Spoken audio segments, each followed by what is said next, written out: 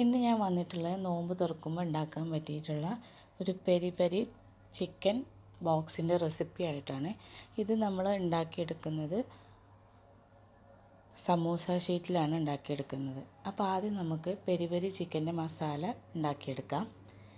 ഒരു ബൗളിലേക്ക് ആദ്യം ഒരു 1/2 ടേബിൾ സ്പൂൺ മഞ്ഞൾപ്പൊടി ഇട്ട് കൊടുക്കുന്നുണ്ട്.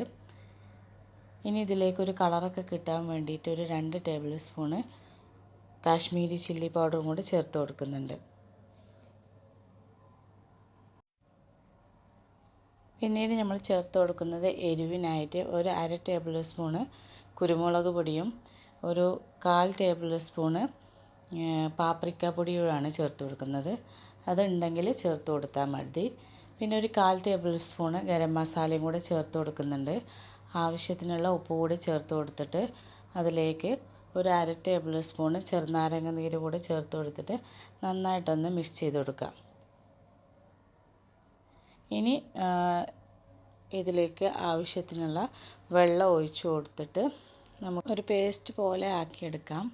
ഇനി ഇതിലേക്ക് നമുക്ക് ചിക്കൻ കഷ്ണങ്ങൾ ചേർത്ത് കൊടുക്കാം. അപ്പം ബോൺലെസ് ചിക്കനാണ് ഞാനിവിടെ എടുത്തിട്ടുള്ളത്. അത് ചെറിയ ചെറിയ കഷ്ണങ്ങളാക്കിയിട്ട് എടുത്തിട്ടുണ്ട്. അത് ഇതിലേക്ക് ചേർത്ത് കൊടുക്കുകയാണ്. ഒരു 1/2 കിലോന് ബോൺലെസ് ചിക്കനാണ് കേട്ടോ എടുത്തിട്ടുള്ളത്. അത് ഇതിലേക്ക് ചേർത്ത് കൊടുക്കുന്നുണ്ട്. പിന്നെ ഒരു 1/2 ടേബിൾ സ്പൂണ് കസൂരി മേത്തിയും കൂടെ ചേർത്ത് കൊടുക്കുക. എന്നിട്ട് നന്നായിട്ടൊന്ന് മിക്സ് ചെയ്തിട്ട് ഒരു അരമണിക്കൂർ നമുക്കിതൊന്ന് മാറ്റി വെക്കാം.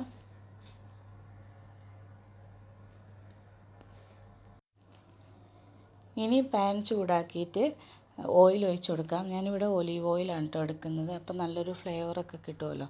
അപ്പോൾ അതിന് വേണ്ടിയിട്ട് ഒലീവ് ഓയിലാണ് എടുക്കുന്നത്. നിങ്ങൾക്ക് ഏത് എണ്ണ വേണമെങ്കിലും എടുക്കാം. ഇനി ഇതിലേക്ക് നമുക്ക് ചിക്കൻ കഷ്ണങ്ങൾ ഇട്ട് കൊടുത്തിട്ട് ഡീപ് ഫ്രൈ ചെയ്തെടുക്കുകയാണ് കേട്ടോ.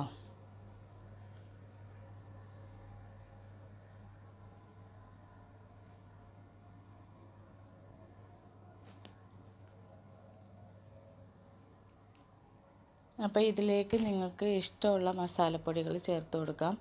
ഇപ്പോൾ പാപ്രിക്ക പൗഡറിന് പകരം ചിക്കൻ മസാല വേണമെങ്കിൽ ചേർത്ത് കൊടുക്കാം. അല്ലെങ്കിൽ തന്തൂരി മസാല, അങ്ങനെ എന്ത് മസാലയാണ് നിങ്ങളുടെ കയ്യിലുള്ളത് അത് ചേർത്ത് കൊടുക്കാവുന്നതാണ്. അപ്പോൾ നല്ലൊരു ഫ്ലേവറും നല്ലൊരു ടേസ്റ്റും കിട്ടും നമ്മുടെ ചിക്കൻ ബോക്സിന്. അപ്പം ഈ ചിക്കന് ഒരു സൈഡ് വെന്ത് വരുമ്പം നമുക്ക് അപ്പുറത്തെ സൈഡ് കൂടെ മറിച്ചിട്ട് കൊടുത്തിട്ട് വേവിച്ചെടുക്കാം.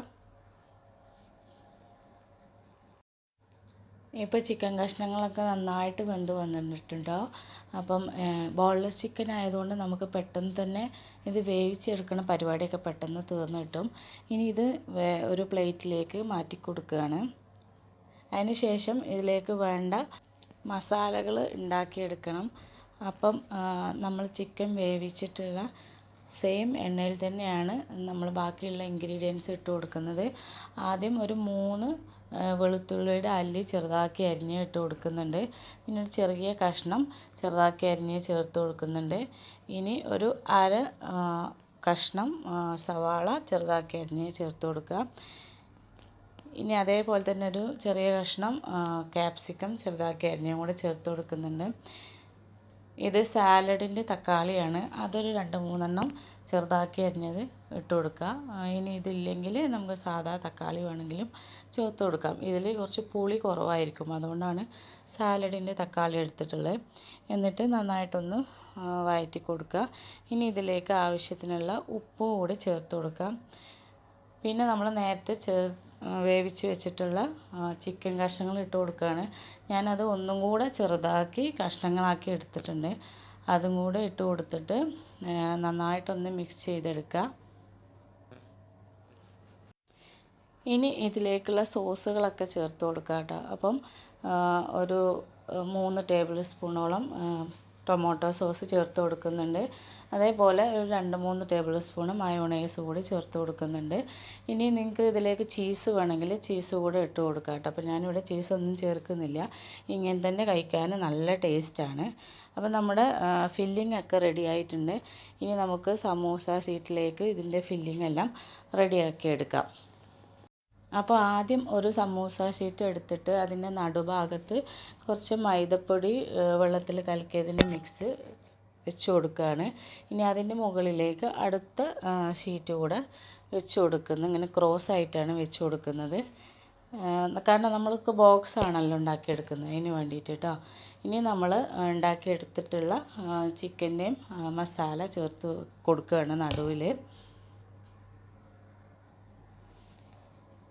ഇനി ഇത് ഒരു സൈഡിൽ നിന്ന് നമ്മൾ മടക്കി കൊടുക്കുക, അതേപോലെ അപ്പുറത്തെ സൈഡിൽ നിന്നും മടക്കി കൊടുക്കുക. എന്നിട്ട് നമുക്കിതൊന്ന് ഫില്ലിംഗ് ഒന്നും പുറത്തോട്ട് വരാതിരിക്കാൻ വേണ്ടിയിട്ട് എവിടെയാണോ നമുക്ക് മൈദയുടെ പേസ്റ്റ് ഒട്ടിച്ചു കൊടുക്കേണ്ടത് അവിടെ നമുക്ക് മൈദപ്പൊടിയുടെ പേസ്റ്റ് ഒട്ടിച്ചു കൊടുക്കാം.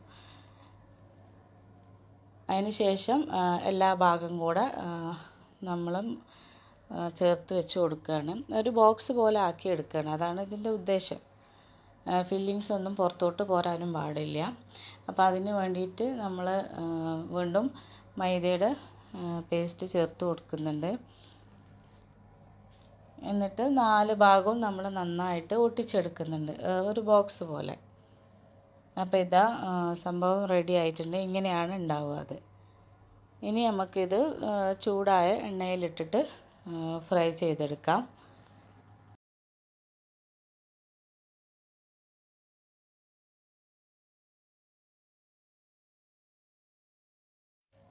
അപ്പോൾ എണ്ണയിൽ ഇട്ട പാട് പെട്ടെന്ന് തന്നെ നമുക്ക് മറിച്ചിടാം, കാരണം സമൂസ ഷീറ്റ് ആയതുകൊണ്ട് പെട്ടെന്ന് വെന്ത് കിട്ടുമല്ലോ. അപ്പോൾ ഇതാ റെഡി ആയിട്ടുണ്ട്.